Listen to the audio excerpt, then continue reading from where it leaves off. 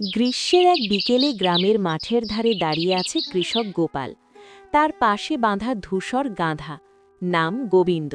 কিন্তু গোবিন্দ কোনো সাধারণ গাধা নয়, সে দুষ্টু আর চতুর, কাজের চেয়ে বুদ্ধি ধারতেই বেশি ভালোবাসে। ওগো গোপাল, তোমার গাধাটা আজ আবার কাজ করতে চায় না? আরে ওই গোবিন্দ না দিনভর খায় ঘুমায় আর কাজের সময় হাঁটে না। মালিক, এত গরমে কাজ করলে গাধাও গলে যায়, একটু ছায়ার কাছে যাই। হায় রে, তুই কথা বলতে শিখলি নাকি গোবিন্দ? ও গোপাল, তোমার গাধার মুখে এমন হাসি কেন?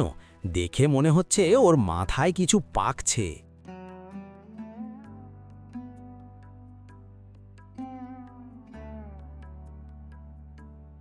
ঠিকই ধরেছ ভাই হরিদাস, আজ দেখছি সে কাজের চেয়ে গল্পেই বেশি আগ্রহী। আমি কাজ করব, তবে এক শর্তে, আমাকে প্রতিদিন গাজর দিতে হবে। গাজর? ওটা তো খরগোশ খায়, তুই কেন? আমি এখন শিক্ষিত গাধা মালিক, খরগোশের ডায়েট ফলো করি। সবাই হেসে উঠল, কিন্তু একটু পরেই গোবিন্দ আবার পুরনো অভ্যাসে ফিরে গেল। কাজের সময় ঘুমে ঢুলে পড়ল।